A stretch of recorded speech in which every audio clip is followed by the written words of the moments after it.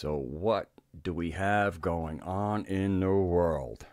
I think I'm probably going to title this WTF is going on.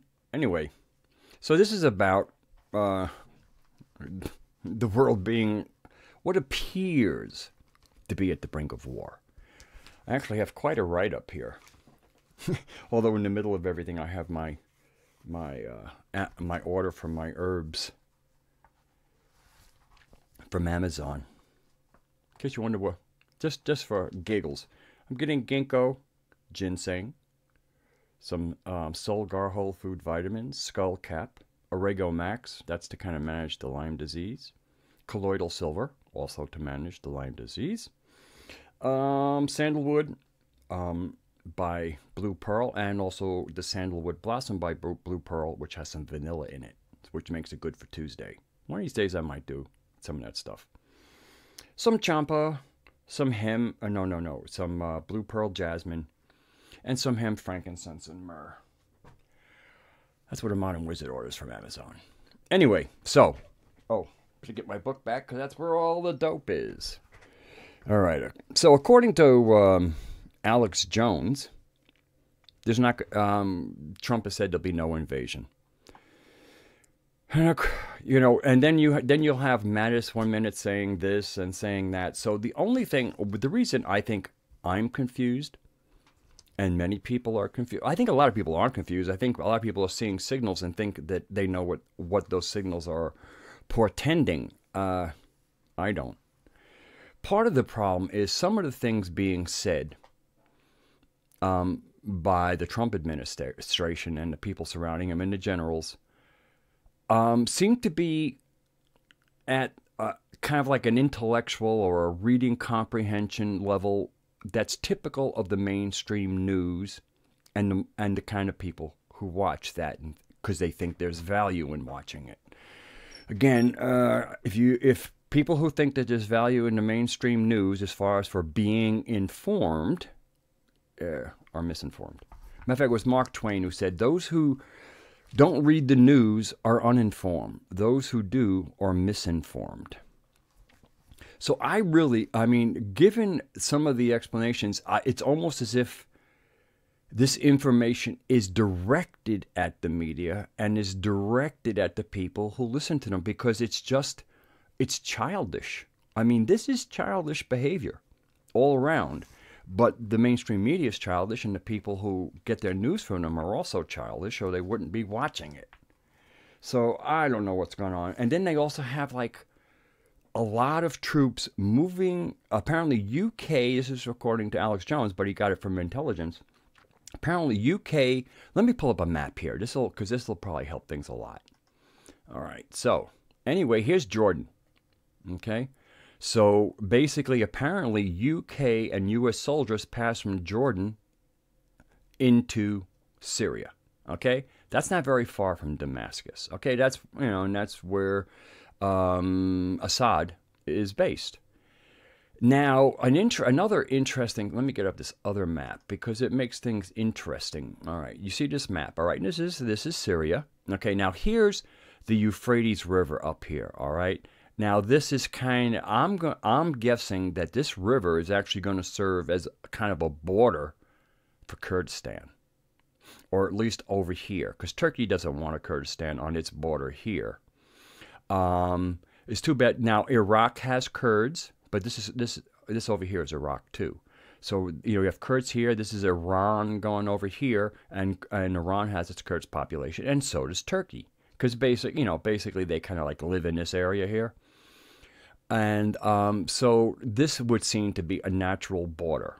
And I'm quite sure Assad would not like to see. A lot of people wouldn't want to see a balkanization of Syria. But again, sometimes you have to live with things you don't like, kind of like our legal system. And so let me just transition over here to this map. Now these are the competing pipelines. The blue one is United States, and the red one, of course, is Russia. I say of course because, it's they were always the Reds, even though they're no longer communists. So as you can see, if you look at the United States, you can see it it goes through Damascus. So who knows? But when I'm around trying to figure out what's going on, I pull out all kinds of things and play with them, and then I try to meditate on them. And I actually wrote this show up 2 days ago, and to see if I got more information. And basically, since I wrote this stuff up, there hasn't been a lot more information. Okay, so now you see the pipelines. You kind of get, this is the way, Russia wants to go through this way. So if we go back to this one, and we see the pipeline, so the fact that UK and US troops are reported to have moved into this area, and Damascus is here. What did I say? I wrote more muscle than needed to ensure a smaller objective. Now here's Raqqa. Okay, so this is basically an ISIS stronghold, and it's kind of like right on the river. So you can, and this is a little bit of a kind of a home base for Kurdistan, from what people are talking about. So we kind of understand that strategy. But I'm telling you, who knows? But it does make sense where if they're going to try and do something here, they might post something over here. Once again, I think it's purposely screwed up. Because one of the things Donald Trump said, even before he was elected, is he thought it was really stupid for the military to state what they're going to do before they do it. So even though there isn't a war, why not create a fog of war to try and get something going there? So I just, again, I should, and then of course we have Kek. One is, there is so much to the Kek energy. I almost don't want to get off on that because that's a kind of like a show on itself. But and then there's also, again, Donald Trump, when he was running, always said he wanted to make positive moves towards Russia, which makes so much sense. As a matter of fact, one thing I wrote here, can you imagine if we could actually be sane and have China, Russia, and the United States actually basically on the same page as far as you do what you want in your country, do what you want in your country, but we kind of, we play like honest people. Can you imagine if we could get over the nonsense? Russia and America alone would be powerful. But if you got the three big people to just get along, if we can get along with Russia and Russia can get along with China, why can't, logically, we should be able to get along. But again, when you have people making things up, as a matter of fact, the only really new news I found was an article on Zero Hedge from multiple people who know a lot about intelligence, and nobody buys that Assad bombed his own people. Again, that's another thing. There's no logic to it. There's no benefit from it. There's only downside from it. And everybody kind of, they watched the jets take off, but, and they bombed, and United States and Russia knew Syria was going to bomb it because everybody's always clearing with each other in the skies. It was a suspected weapons depot. So they bombed it. The United States knew this 2 days before Assad did it. And so it turns out that rather than the big explosion, what you get when you get a munitions dump, instead, this really nasty, horrible, noxious chemical smoke came out of it, and it was a windy day, and it drifted down to a village, and it killed people.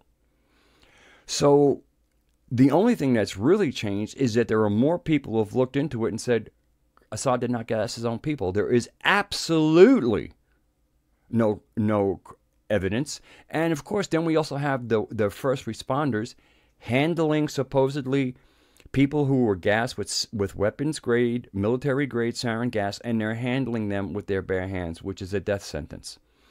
So even the pictures that were showed supposedly to get us all emotional, and also it looks like they're wearing gas masks. Fortunately, a lot of people are out there, and they're military people, and they know the difference between a gas mask and a really fancy respirator. And what those people are wearing, besides not having gloves, they're wearing respirators. Not very good against poison gas. So the story really looks like garbage. And and my guess is that even people like Mattis and other people know. I mean, Mattis is an intelligent guy. I mean, I can't believe his intellect could buy this. But the people are buying it, and of course, the media says what they're told to say. I mean, if you ever see, like, sometimes they have a really good guest on, and you see, basically just another thing in a chair asking questions. And sometimes the rebuttals are like particularly clever, and then you realize it's either an earpiece or on their teleprompter. They have a very clever person, very deceptive, foxy, clever person, who, as people say things, they go, say this next, question them that, ask them this, confuse them with that. So, I mean, the fake stream news is exactly that. It's just a stream of fakeness, including the people speaking on the cameras. I mean, it doesn't get much more fake than a lame stream or a fake stream anchor. So the fog of war. I'm really wondering because, again, President Trump can't do a thing with Russia while everybody is, thinking that he won the election because of Russian collusion. And I can't even repeat it because the words have to come out of my mouth, and I don't want to have to rinse with bleach. So I think President Putin of Russia has actually acted quite a bit like a statesman for some years. And of course, I think Donald Trump would like to be seen as a statesman, a businessman statesman. But they haven't been allowed.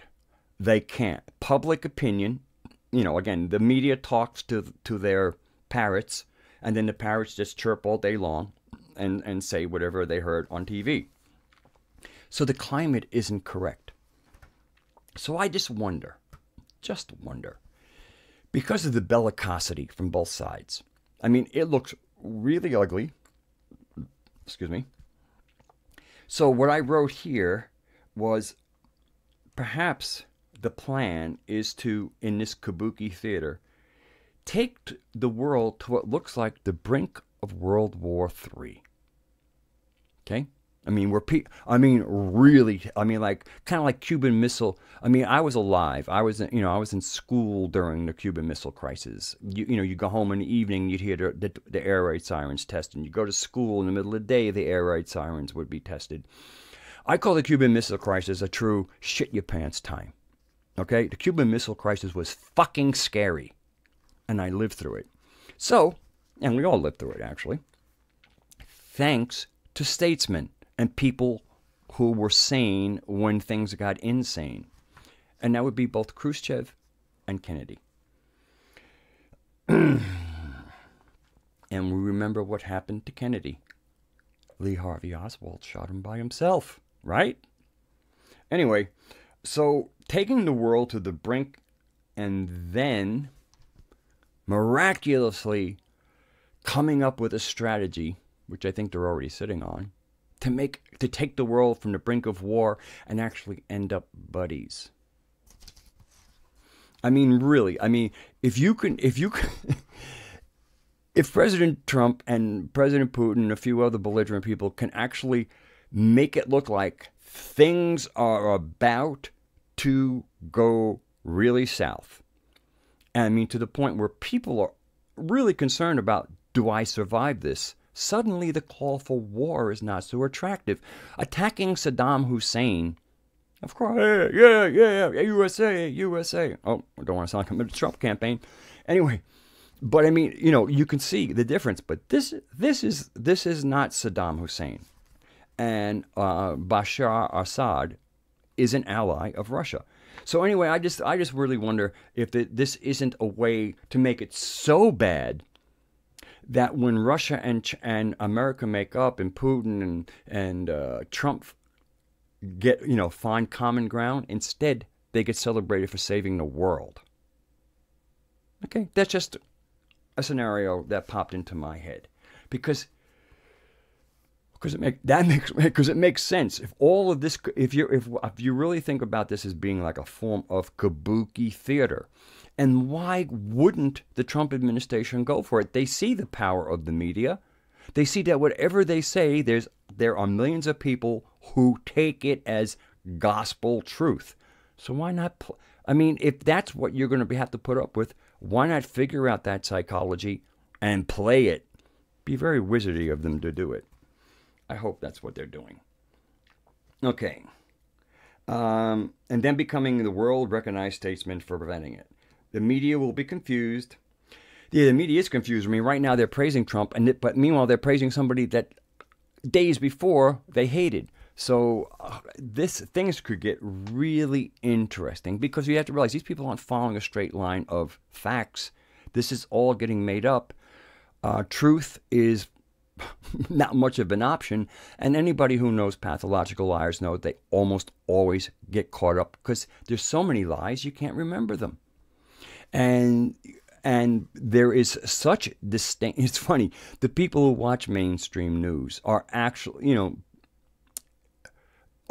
thought of as the compromised intellects that they are.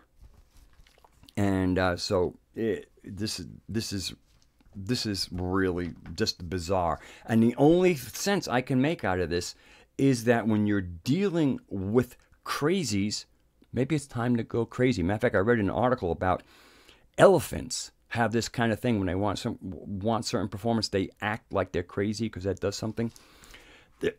Again, WTF. All right, and what else do I have here? Now, one of the things I was found really interesting the day of the bombing. Basically, from what I understand, Xi had arrived at Mar-a-Lago, was meeting President Trump when basically the missiles were landing. That's quite a how'd you do, and apparently it seems to have had some effect because one of the biggest news is that Beijing, or China, has told North Korea that they have a red line. They turned away some coal that was shipped to China, and Korea is a broke nation. So, and they basically told them, if you cross certain red line, basically you have to stop talking all this crap, or we're going to bomb your nuclear facilities.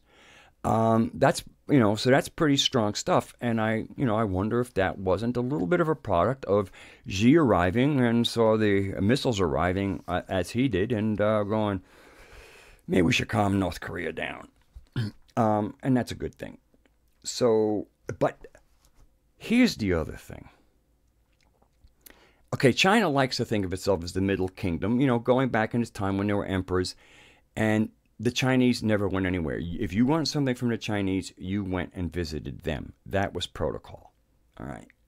So now the other thing is, in many ways, even according to some good economic people, but also you might know I'm in Global Mission to Peace. I'm a friend of the ambassador, who you may have heard, or I may not have heard of. Some of you will definitely know who I'm talking about.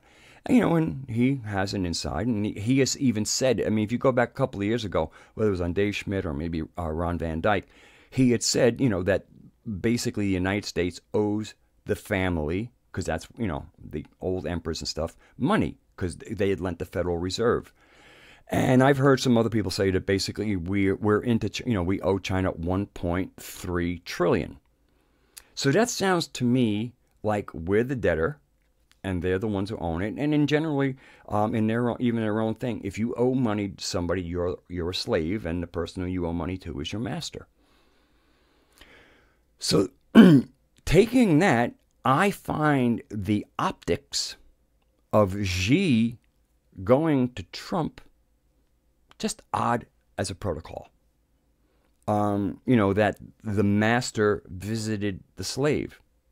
But again, that's the Chinese government and not the royal family, and they are different. Basically, the Chinese government is the protector, basically, military.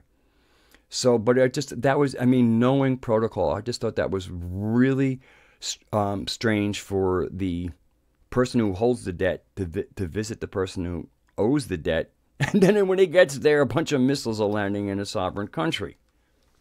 The other thing is our actions in Syria without declaring war.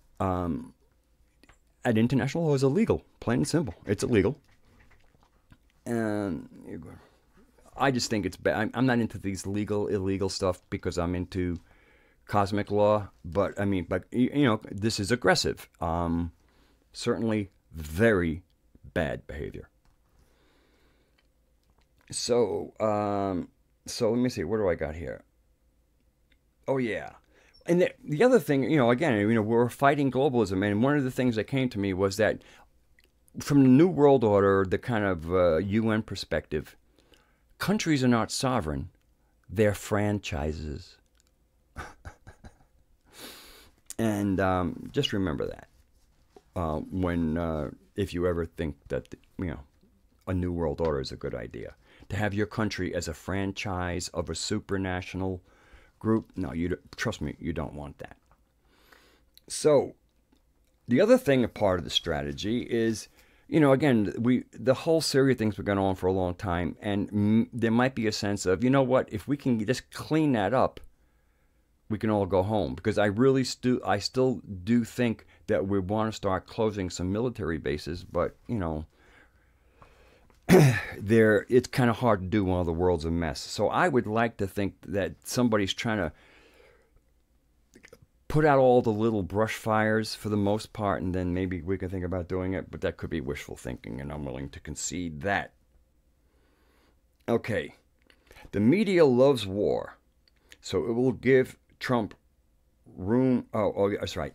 So yeah, the media loves war. They'll be pumping for it. So while they're all moistening their underwear over this war talk, it might be able to leave people to have some meetings and actually get something domestically done.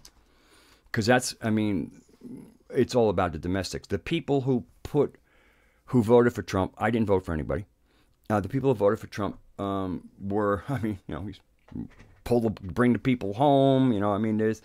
There's a lot of things here, but it's still early, and I cannot get rid of the feeling that everything we're seeing is different than the optics make it look. Excuse me while I put on my glasses just for a moment. How are we doing on time here? Not too bad. Okay. Throwing it to Congress. Okay, so supposedly he's not going to declare war on Syria without Congress. So throwing it to Congress is both correct and smart. Yes, it is time, if we're ever going to do any more wars, for Congress to get itself on the line. And I have a feeling they won't do it. And then if he's going to do it, if he wants to ultimately, if it's a big thing, do it legally, and he throws it to Congress, and Congress doesn't get him, and they go, why aren't you doing it? Go, you haven't given me permission yet. I see all kinds of strategies here. Now, a lot of people go, oh, you're giving credit to Trump for too much intelligence.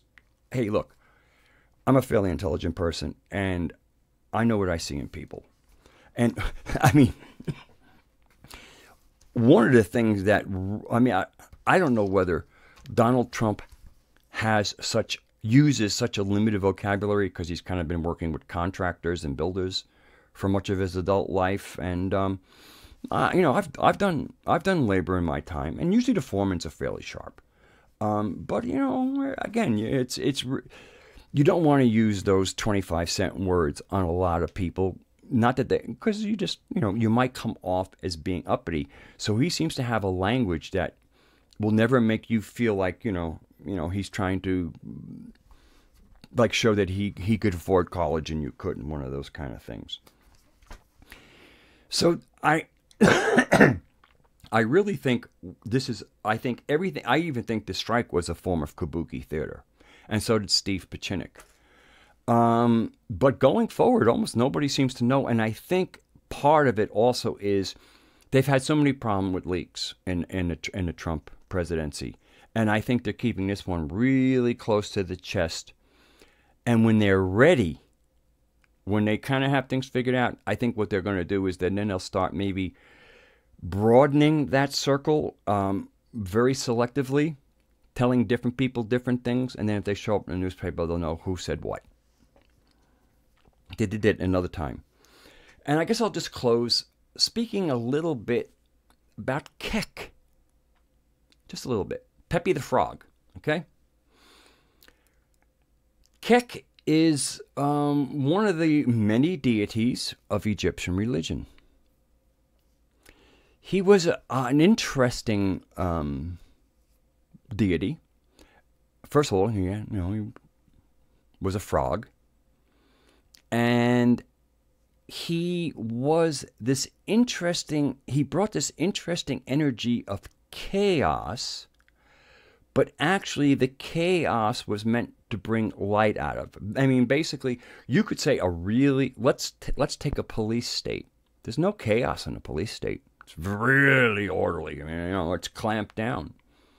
So if you wanted to get a police state into a better place, you would chaos would be the way to first take the control. Control freaks are used to control. Give them chaos, and they start bugging out. So Kek is a really. So anyway, let's say there never was a Kek from thousands of years ago that had, obviously probably had little temples. I mean, got fed. You have to realize all of the non-real creators appreciate a little food because they're not it. So anyway, even if Kek was something that was invented at a couple of months ago, there's something called an egregore. It's a magical term. Egregore. And an egregore is the creation of a thought form. And it's usually the thought form of a group. And so even if there hadn't been already some kind of, thought form that was thousands of years old, it would have been created. To me, the fact that Kek is thousands of years old and now is getting new energy makes it a force to deal with. So it's just kind of interesting. I mean, I'm a Sophian, and I've always said that, but the Creator can work with all types if they do the right thing. And even sometimes they do the wrong thing. But I just thought all I can say is Kek is all over this. But to me, I try to stay away from theological discussions as much as possible. So I think that'll be it. Yeah, I'm coming up on 27 minutes. I think that's a good show. I hope this made sense for everybody. And if you liked it, please hit a thumbs up. If you have any comments, man, even if you disagree with me, hey, if it's, a thoughtful disagreement, like actually critique as opposed to, oh, you're an asshole, I love it. And thank you for the new subscribers. And I would hope maybe a few other people, if I keep on making videos more regularly, might want to subscribe and stay up with this. Okay. So thank you. I love you all. And I like you all, but I love you all. And God bless you all. Until next time.